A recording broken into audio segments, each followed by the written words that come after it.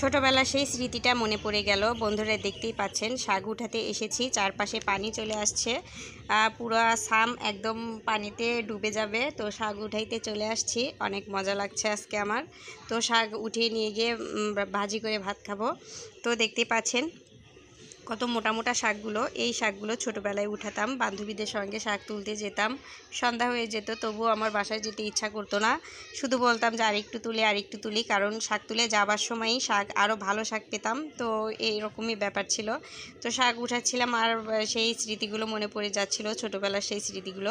তো বন্ধুরা দেখতেই পাচ্ছেন এরা সবাই শাক উঠাতে এসেছে, কারণ এই শাকটা ইরি ধান কাটার পরেই হয়।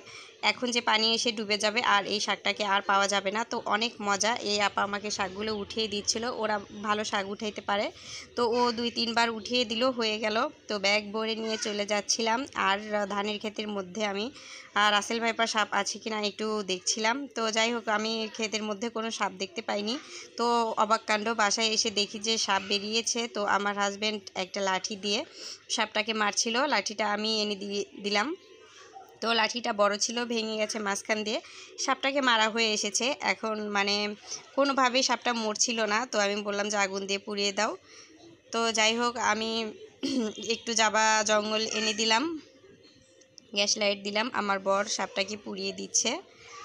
তো আমি তো টেনশানে পড়ে গেছি, কারণ আমার বাসার পিছনেই আর কি পানি চলে এসেছে। সব সাপ তো এখন দেখছি আমার বাসাতেই উঠে আসবে। তো যাই হোক, অনেক ভয়ে আছি। তো শুধু সাপ দেখলেই তো আর হবে না, রান্নাবান্না করে খেতে হবে। তো বাসায় এসে শাকগুলো পরিষ্কার করে বেছে ধুয়ে চুলাতে চড়িয়ে দিলাম। এই শাকটা এত মজা, নিমেষেই 1 প্লেট ভাত খাওয়া হয়ে যাবে শাক দিয়ে। যদি মাছ মাংস থাকে তাহলে অবশ্যই শাকের এই অপশান সবাই বেছে নিবে। আমার মনে হয় এই শাকটা এতটাই সুস্বাদু খেতে। তো যাই হোক, যাদের বাসা গ্রামে তারা অবশ্যই এই শাকটার মজা যে কী তারা অবশ্যই জানে। তো শহরে এই শাকটা বেশি পাওয়া যায় না। তো বন্ধুরা, শাকটাকে চিপে নিয়েছি, এখন একটু পরিমাণ মতো তেল ও রসুন দিয়ে শুকনা মরিচ ফোড়ন দিয়ে শাকটাকে ভেজে নিব। তো শাকটা ভাজা হয়ে আসলে একটু মাংসও রান্না করে নিব।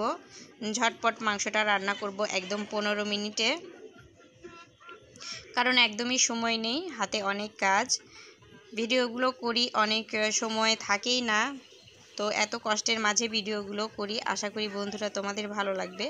যদি ভালো লেগে থাকে অবশ্যই আমার চ্যানেলটিকে সাবস্ক্রাইব করে দিও, আর ফেসবুক পেজ থেকে দেখলে চ্যানেলটিকে ফলো দিয়ে যাবে। তো এইটা হচ্ছে শাকের ফাইনাল চেহারা, দেখতেই পাচ্ছেন কত কুচকুচে হয়েছে। আসলে শাকটা খেতে আসলেই মজা, যদি খাওয়াতে পারতাম তাহলে আর কি বোঝাতে পারতাম। তো এদিকে আমি মাংস নিয়ে নিয়েছি 1/2 কেজি পরিমাণ, আর এখানে দিয়ে দিব আদা ও রসুন বাটা। আমি ডিপ ফ্রিজে সংরক্ষণ করে রেখেছিলাম, যাই হোক ছাড়তে একটু টাইম লেগেছে, আমি একটু খুন্তি দিয়ে তুলে নিয়েছি। আর দিয়ে দিলাম গরম মশলা আস্ত, দিয়ে দিব মরিচ গুঁড়া, ধনিয়া গুঁড়া, টালা জিরা গুঁড়া, হলুদ গুঁড়া দিয়ে আমি হাতের সাহায্যে মাখিয়ে রাখবো। লবণ তেলটাও অ্যাড করে দিব, দিয়ে দিলাম একটু গরম মশলা গুঁড়াও। তো হাত দিয়ে মাখিয়ে ম্যারিনেট করে রেখে দিব 15 থেকে 20 মিনিটের জন্য, তাহলে ভিতরে মশলা ভালোভাবে যাবে। তো এত ঝটপট মাংস রান্না করা যায় ছোটোবেলায় জানা ছিল না। আগে যখন কোরবানির দেওয়া হতো তখন গরুর মাংস কোনো ফ্রিজ ছিল না, দেখতাম মা চাচিদেরকে গরুর মাংসটা এইভাবে মশলাপাতি দিয়ে জাল দিয়ে রাখতো। তো জাল দেওয়া ওই মাংসটা খেতেও অনেক মজা লাগতো, মানে কয়েকবার করে জাল পারতে পারতে ওইটা এত কুচকুচে হয়ে যেত যে মাংসটা অসাধারণ লাগতো খেতে।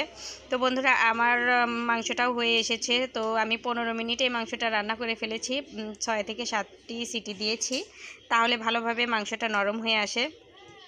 তো দেখতে পাচ্ছেন কতটা লোভনীয় হয়েছে। আশা করি আপনাদের ভালো লাগবে ভিডিওটা। তো যদি ভালো লেগে থাকে অবশ্যই আমাকে কমেন্ট করে জানাবেন।